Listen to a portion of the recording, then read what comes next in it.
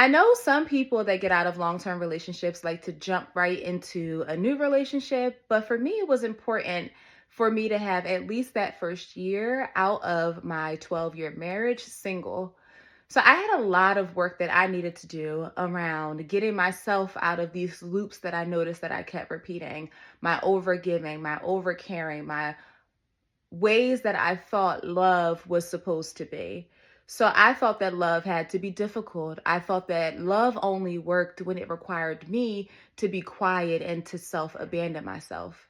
So my wake up call came when I finally told my ex husband that I was going to end my marriage. And I could sit here and talk about all of the egregious things that he did, which I will not, but just know that there was not the emotional or the mental safety. So when I finally told him I was ending my marriage, he said to me that he refused to talk to me and refused to honestly talk to me after I made a comment to him 13 or so years ago. So he's held it over my head all of this time. And in that moment, I could have snapped. I could have lost it. I could have thrown his clothes out on the lawn, smashed the Xbox. I could have reacted in so many different ways. But for me, that was a real wake up call. That was a real wake up call. Like, how, not even talking about how ridiculous that is on his side, but on my end, how dare I allow someone to treat me that way for so long and never get out of it? And I'm not victim shaming nor blaming the past versions of myself. But what I am saying is, in order for me to be the woman that I wanted to be moving forward, I needed to cut that out.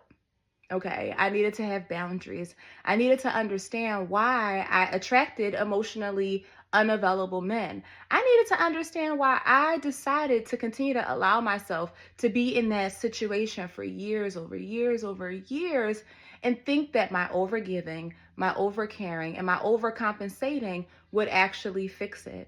So I learned a lot about not controlling someone else's chaos. I learned a lot about not doing someone else's work. I learned a lot about not abandoning myself so that someone else can have peace and sleep at night while I'm up all night wrecking my brain trying to figure out what I can do better or how I can be better.